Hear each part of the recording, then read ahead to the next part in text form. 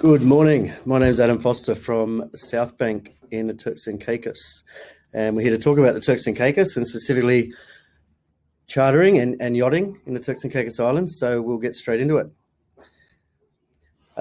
So just to give you a brief overview of where we're located, we're about 575 miles from Miami and about 640 miles from St. Martin. So we're kind of right in the middle, which is a good location. We've been a great fueling stop for a lot of the sports fishing boats that run down to fish further south, as well as being our own unique destination as it is. So to give you an idea on the flight times for guests coming in, these are the flight times, not barring American Airlines cancelling flights like they did on the way down here. But we're about 3.5 hours from New York, roughly 3.75 from Boston, 2.5 from Charlotte. So as you can see, we're an hour and a half from Miami. We're really quite centrally located, and we do have good airlift, which has been one of our great assets, actually, because we do have quite a high-end tourist market. So to be able to get such good airlift in and out is good, not only for guests arriving and departing, but also for crew transfers and the like that need to be done. With the COVID regulations and with some of the restrictions of late, the London flights being cancelled, we've actually had to fly everybody through Miami, but it is coming back online very soon, as well as some of the other smaller flights to smaller destinations that were put on hold during the last year and a half. So South Bank, the development is actually sponsoring me to come and talk here. So I'll just give a brief overview. Here's the development that's going on at the moment. Quite a lot of these villas are sold, but there are still some villas and townhomes available. And I encourage you to go to livesouthbank.com and have an investigate and have a look around. Very, very high-end villas, as well as boathouses that come with their own slip. And it's been really big seller for the development, which is fantastic. So it's a low-density, fully managed residential resort and marina, 3 intimate neighbourhoods that go along with that, oceanfront villas, swimming lagoons and the launches. And then there's quite a few amenities, the clubhouse, coffee shop, gym and spa. So again, log on to livesouthbank.com and you'll get all the details you need about this fabulous development. And that's an overview. This is kind of looking from along the bottom end of the slide. There's actually where the channel is that goes into our marina portion. And that's where we're at the moment with that development, just so you can see the ins and outs. We've got a bit more excavation to go there, some bigger boat slips going in. And of course, this was taken a couple of months ago. So there's a few more houses that have popped up on that peninsula there now. So it's looking great. So our marina, we just installed a new commercial dock, which takes boats up to 130 feet. The dredging will be completed by November, and we'll be able to take boats up to 10 feet at low tide. So we'll probably cap it at about 9-foot draft. There's a 75-ton haul-out facility, and more importantly, we have a yacht concierge team, and we are basically now the only yacht concierge or yacht agent in the Turks and Caicos Islands. So we've handled pretty much every boat that's come in that's requested an agent. Both myself and Portia Mogul are the ones that have the main points of contact for that. So everything you see in here that we'll go through with the permitting, the planning, licenses and all that sort of stuff, it is like in any Caribbean island. It's a little bit to take in, but if you don't want to do that, that's where we come in with that part of our business as well. So bear that in mind as we get deeper into what we're doing. So the highlights of the island. So for those of you that haven't been down before, these photos in the background are not photoshopped. This is how it actually looks. And all of my friends take the mickey out of me and tell me to stop editing the photos. But it actually really does look like that. The water is amazingly iridescent blue. It's because of the really light coloured sand that's on the bank. So it's absolutely fantastic. So, but there's 40 islands in the chain, and only 8 are inhabited, which means there's a lot of other islands to have beach barbecues and play on without bumping into other people. Providenciales is the high-end resort island, along with Parrot Key. Currency is US dollars, and the hotels range from an Airbnb from around $100 up to something like Parrot Key Omanara, which can go for around $20,000 a night during different times of the season. We've got one of the lower crime rates in the Caribbean, which is nice because I live there. Where it's got the 3rd largest barrier reef in the world, and world-class diving and snorkeling obviously goes along with that. And of course, all the water sports that go along with it, anything to do with that on our island is fantastic. The bone fishing as well is quite phenomenal. They've got people that do airboat bone fishing tours, wading bone fishing tours, kayak bone fishing tours. So any way you want to bone fish, you can basically get out and do it.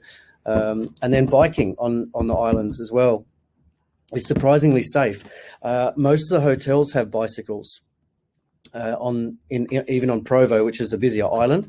So everybody's really used to giving way to bikes, so it's a lot more bike friendly than a lot of other places that I've been to.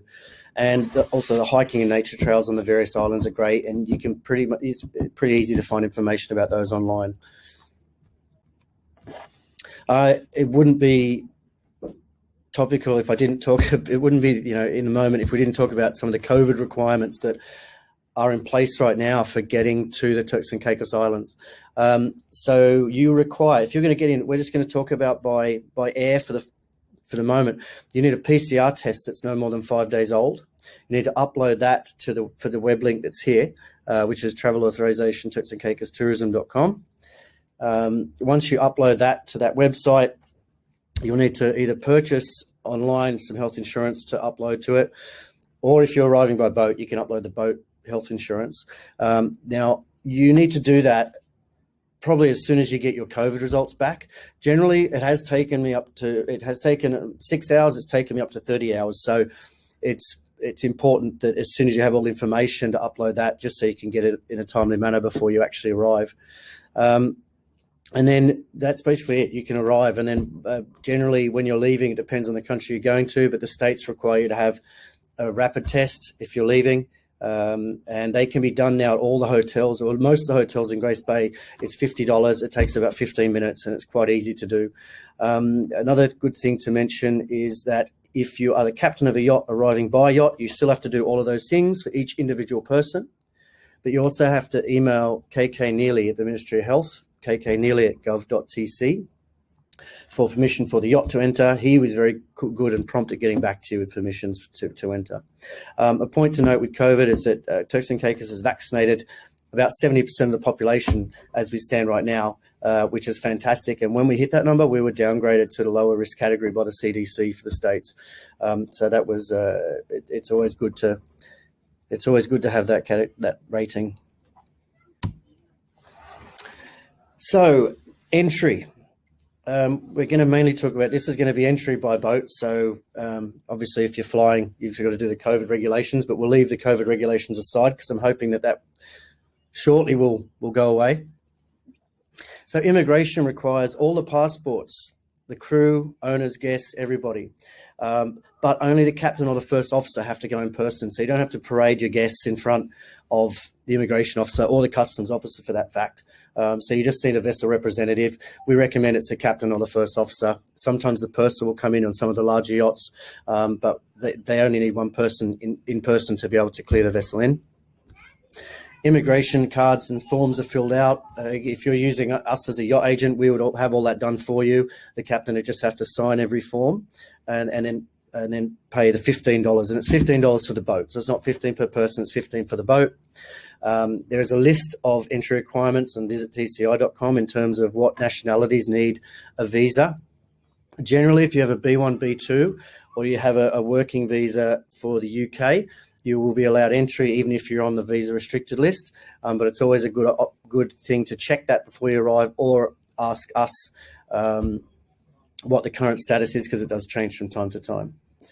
So customs require. Now, normally the customs immigration will arrive at the same time, depending on where we're clearing you in. It'll generally be at one of the marinas. You need the vessel registration papers. Again, the captain or first officer in person, and only them. All the passports again. The customs entry form completed and filled out and signed. The clearance from the last port of call, and $50 for the inbound approval.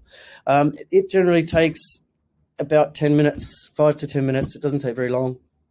Immigration, it just depends on how many crew you have, I guess. If there's 50 crew, it's going to take half an hour. If there's 5 crew, it's going to take 5 minutes. So it really depends on how big the yacht is.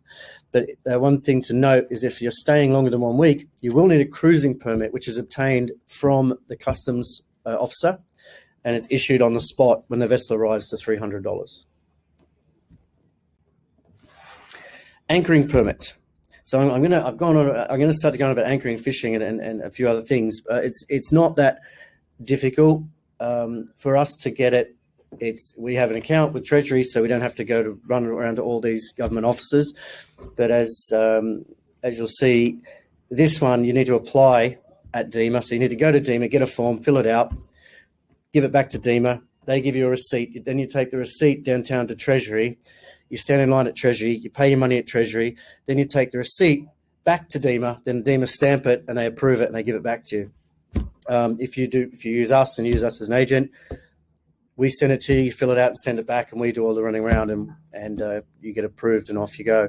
But it's required for all vessels over 18 metres that are going to anchor inside an anchoring zone. And they now have said we prefer just any vessel over 18 metres that's coming, need to apply for one. It's $100, but if we do it for you, it's $120. So we charge $20 for going down the road and standing in line, basically, and it's worth every penny, trust me. You must indicate on the form which anchorages you choose to stay in. You don't have to say be there on the 18th and here on the 25th, but you just have to tick the ones that you think you're likely to use. And you need this to anchor inside any large vessel anchoring zone, which is inside the national park. Okay. Again, apply at the Department of Environment, Maritime, and then pay at Treasury for that one. Fishing licenses. They're available at most marinas. Most marinas will add $2 onto each one just for facilitating it, but they're $10 a day or $30 a month.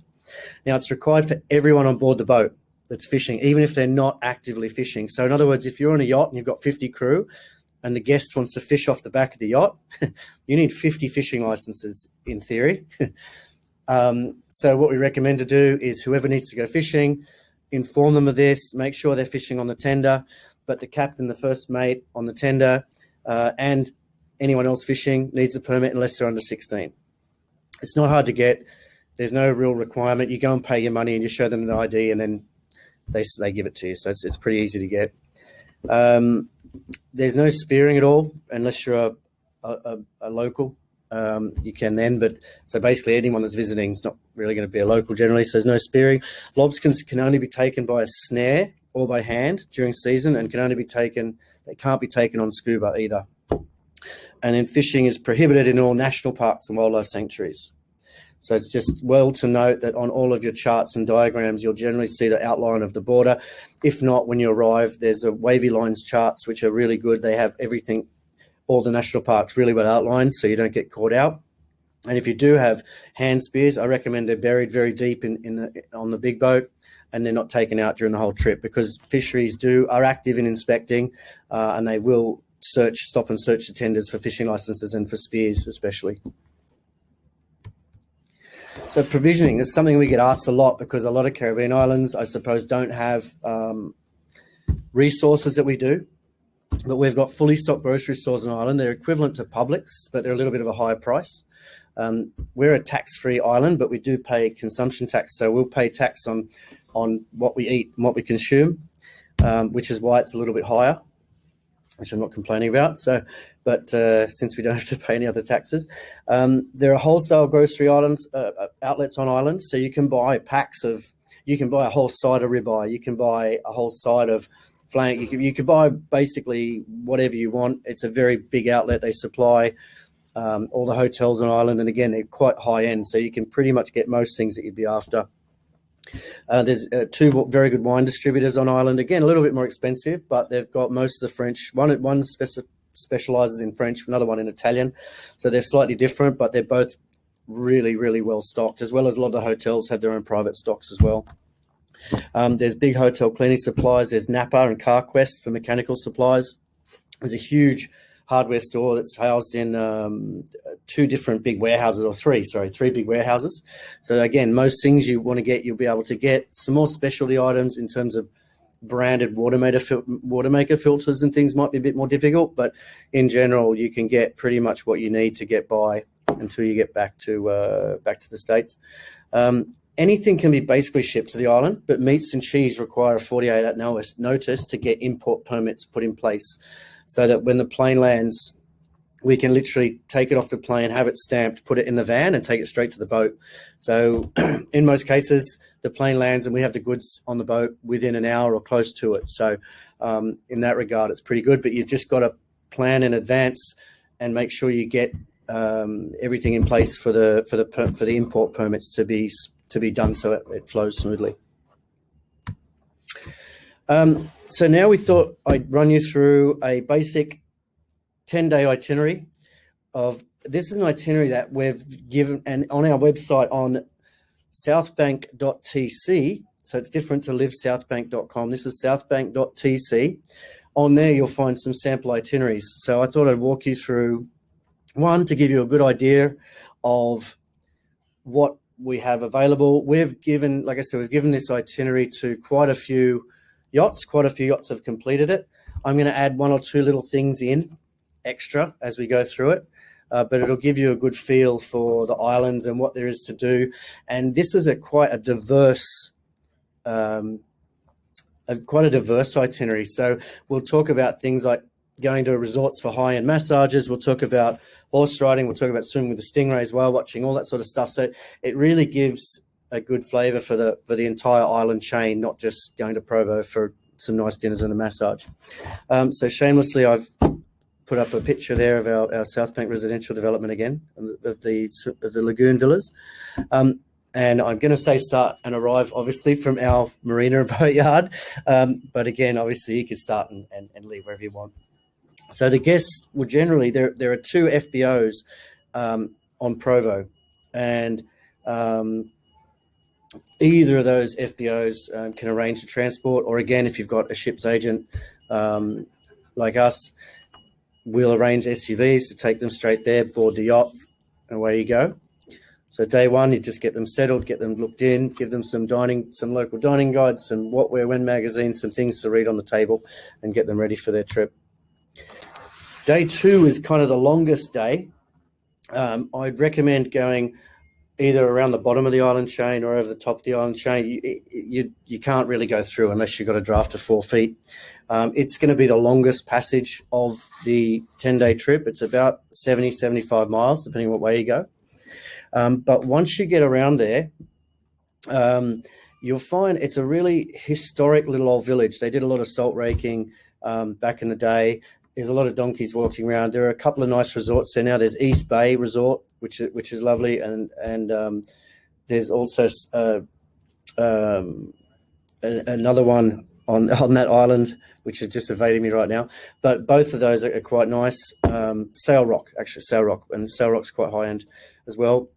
But I'd suggest you go from there around in your tender up inside the reef in front of East Bay. It's really well protected. It's great snorkeling, great diving there, and it's some shallow snorkeling as well. Whale watching January to April, and you're going to find in the Turks chain, so South, Grand Turk, Cotton Key, Salt Cay, all of these is really where the whales are mainly. I mean, they are on Provo as well, but you find the sightings a lot more common in the Turks side of the island. The other thing is fishing. Smith's Reef over there is a fantastic fishing spot. A lot of our fishing competitions that we have, boats will just, big center consoles will roar across the bank and head straight there if the weather's right, because you're always pretty much guaranteed to catch fish there. Which is why there's a big lobster and fish processing plant on South as well, and you can go in there. You can send the chef in there to get fresh fish that's caught that day to bring back for the boat as well if you don't do any good at the fishing yourself. Day three. From day three, you head across from South to Grand Turk. It's quite a short crossing, just across the strait there, and it's the capital, right? So it's both a historic and financial centre. There's the National Museum there. There is a cruise import, but let's face it, nobody that's going to charter a yacht is really going to go to the cruise ship terminal and go to Margaritaville, but you never know. Again, lots of donkeys walking around. There's a really historic little walk along the front street there, which is beautiful. And there's a big anchoring zone just outside of Grand Turk. Now, you can clear in and out of Grand Turk normally, but since COVID, they've pushed all the clearing in and out to Provo. So that's why I've kind of just focused on that for now. But you can, once restrictions ease, you can clear in or out of here if you wanted to. One of the good things you can do from here is you can take your tender around to Gibbs Cay, where you can snorkel with the stingrays, and there's a picture on there from Gibbs Cay. People love it. Me personally, I've been stung by a stingray before, so I don't like to go anywhere near them. But these ones apparently don't sting. So anyway, if that's your thing, it's a great thing to go and do. So that's day 3. Day 4. Now I'm going to say, it said here, go to Salt Cay, right? And we're going to talk about Salt Cay. But in between Grand Turk and Salt Cay, there's a little place called Cotton Cay. And it is fantastic for a beach day setup. It's a privately owned island, which we have permission to use as long as people just take their stuff on the beach and take it off and make sure they leave it cleaner than when they found it. It's a really nice little protected beach, really good because it's not a national park. So you can go jet skiing, you can go wakeboarding, you can go snorkeling around the top and bottom of this little island.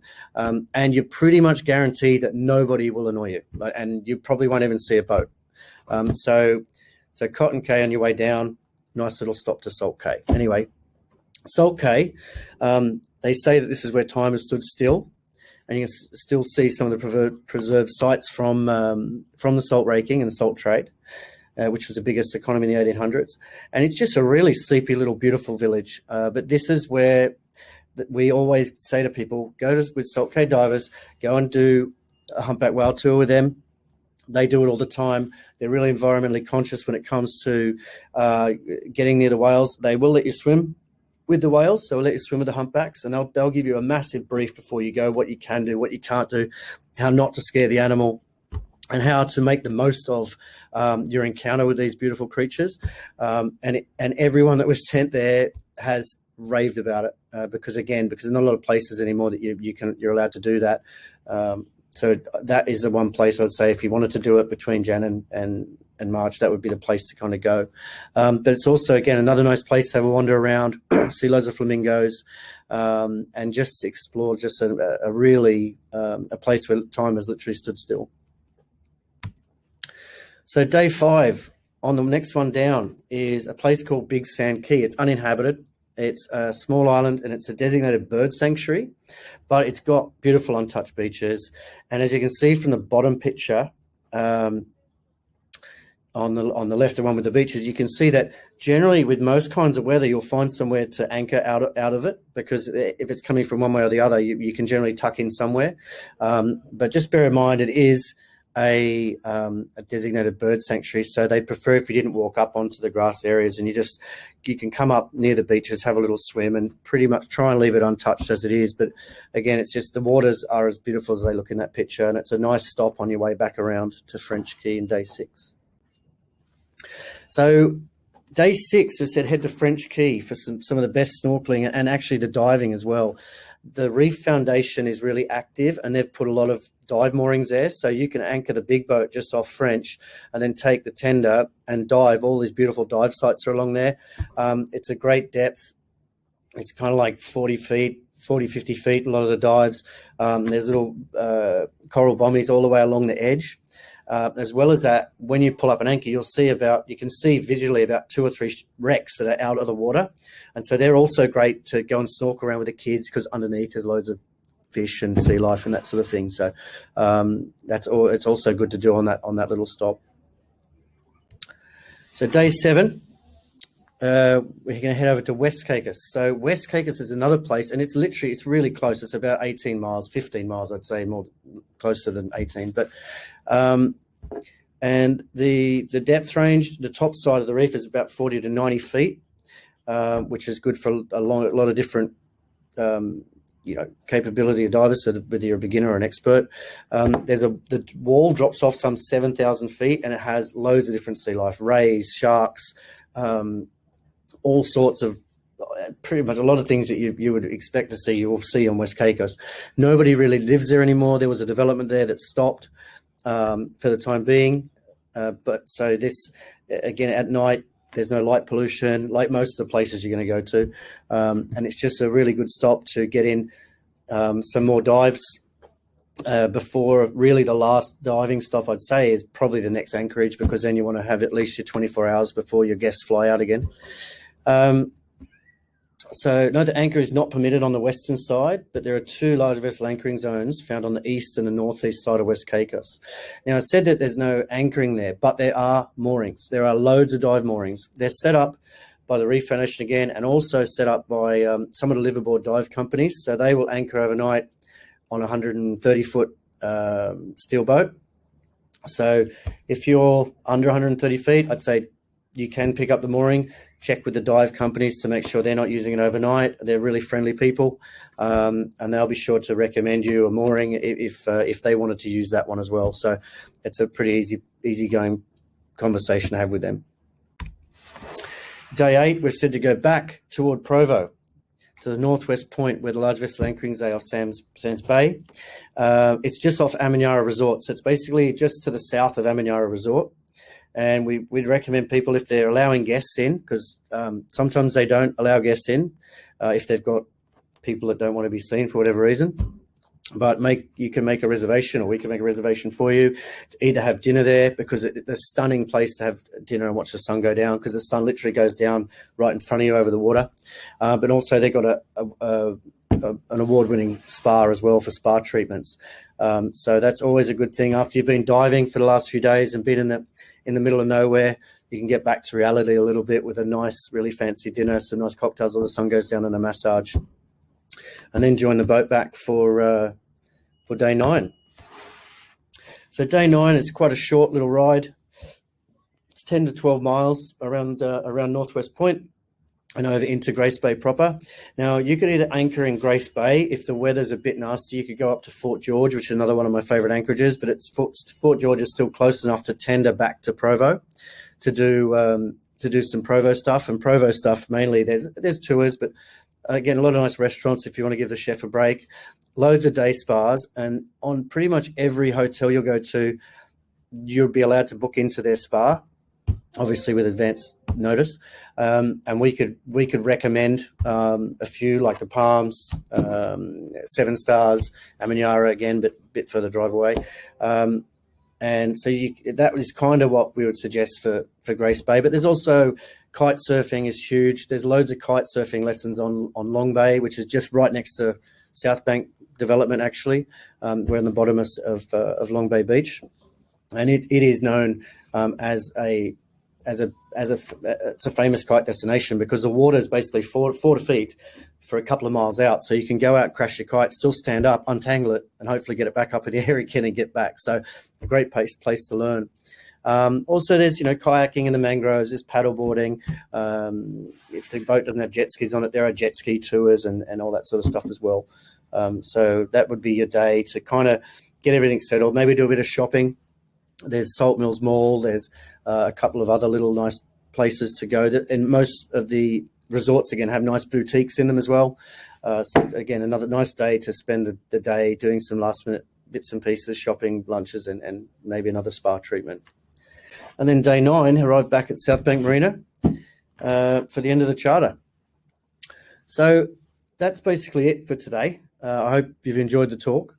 My email is adam@southbank.tc. So it's adam@southbank.tc. So feel free to give me a call. Give me an email, and we can get in touch. If you'd like a ship's agent, or you'd like somewhere to stay, or you'd like to purchase a property, by all means, please get in touch. Thanks for having me today. Bye-bye.